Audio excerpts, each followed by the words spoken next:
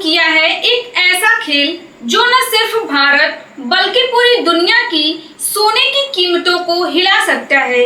जी हाँ, सोने की कीमतों में भारी उछाल आ सकता है और भारत में 2025 में गोल्ड 75,000 रुपए प्रति 10 ग्राम को पार कर सकता है।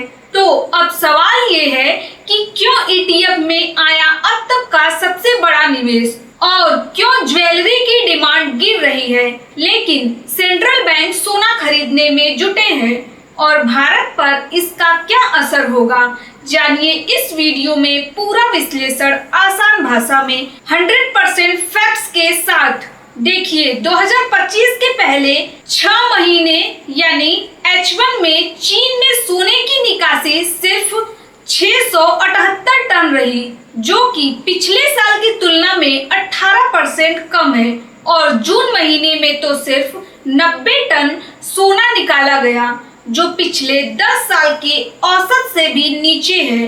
लेकिन असली खबर तो ये है कि ETF में 64,000 करोड़ रुपए का निवेश हुआ है, जो कि ये अब तक का सबसे बड़ा चीनी गोल्ड ETF में हाफ ईयर इनफ्लो है। इसका मतलब है कि लोग ज्वेलरी नहीं, अब गोल्ड इन्वेस्टमेंट की स्ट्रेटेजिक एसेट बना रहे हैं। चीन में ज्वेलरी सेक्टर में 10% की गिरावट देखी गई है, जो कि इसकी 2 बड़ी वजहें हैं। पहला, गोल्ड के दाम बहुत ऊपर है और दूसरा, कंज्यूमर सेंटिमेंट कमजोर हो चुका है। देखिए, लोग अब सोना पहनने के लिए नहीं बल्कि सेफ हेवन इन्वेस्टमेंट के रूप में देख रहे हैं, जो कि चीन का सेंट्रल बैंक यानी पीपुल्स बैंक ऑफ चाइना लगातार 8वें महीने सोना खरीद रहा है।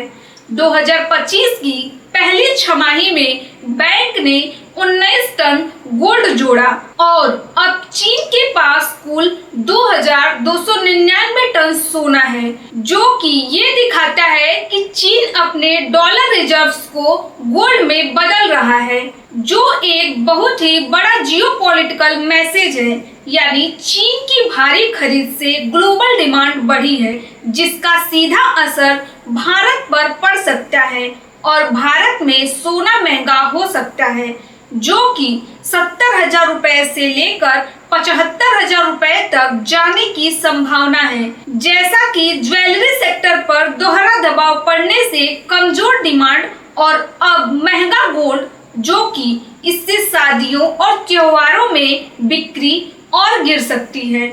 और सबसे बड़ी चिंता की बात तो ये है कि अगर महंगे दामों पर भारत को सोना इंपोर्ट करना पड़ा तो करंट अकाउंट डेफिसिट बढ़ेगा और रुपया कमजोर पड़ सकता है।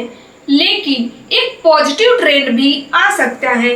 देखिए, गोल्ड ETF का क्रेज भारत में भी बढ़ सकता है, जैसे कि चीन में हुआ है। चीन की इस गोल्ड पॉलिसी से सिर्फ भारत ही नहीं, पूरी दुनिया प्रभावित होगी। सोने की कीमतें और बढ़ेंगी क्योंकि सप्लाई पर दबाव बढ़ेगा, जिससे सेफ हेवन डिमांड पूरी दुनिया में तेज होगी, जो कि US डॉलर और बॉन्ड से इन्वेस्टर्स पैसा निकाल सकते हैं, जिसका असर अमेरिका की करेंसी और कर्ज व्यवस्था पर भी होगा।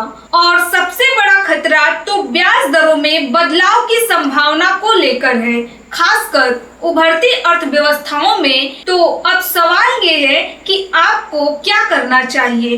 तो अगर आपने गोल्ड पहले से लिया है तो आप चैन से बैठिए, क्योंकि ये वक्त आपके फेवर में है। और अगर अभी निवेश करना है तो ज्वेलरी की बजाय ETF, डिजिटल गोल्ड या गोल्ड म्यूचुअल फंड को प्राथमिकता दे, क्योंकि लंबी अवधि में गोल्ड को पोर्टफोलियो का हिस्सा बनाना समझदारी है, लेकिन भावनाओं से नहीं, डेटा और स्ट्रेटेजी से निवेश करें।